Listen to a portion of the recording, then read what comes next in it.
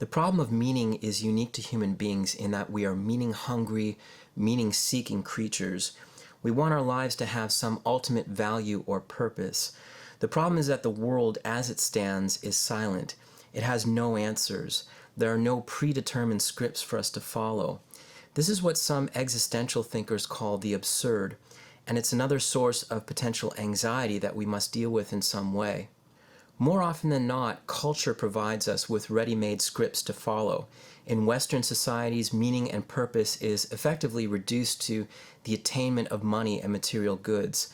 We aspire to have fancy cars, designer jeans, and the newest technology. And so if you have the latest gadget or Nike sneakers, you're somehow a worthy or important person.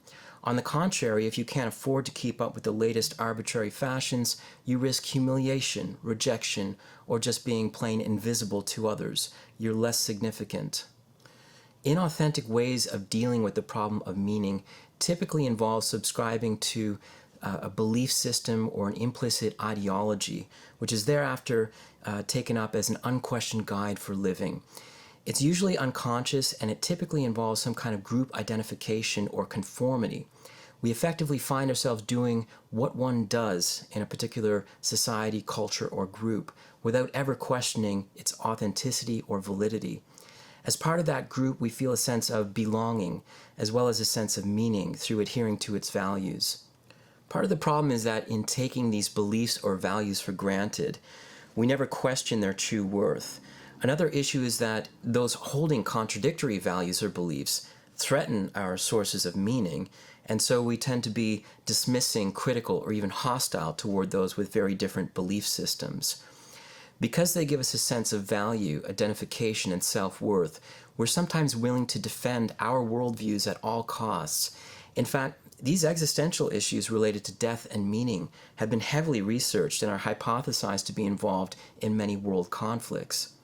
But in addition to superficial sources of meaning, cultures can provide us with plenty of distractions so that we never have time to think too deeply or feel too much about either the problem of death or meaning.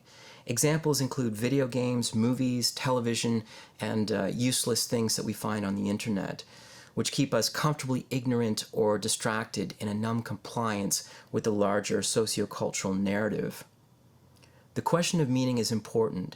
It is that for the sake of which we predicate and structure our lives. When we deny or repress the problem of meaning by failing to ask important questions, we find ourselves psychologically anesthetized. It involves a restriction in one's personality and way of being in the world.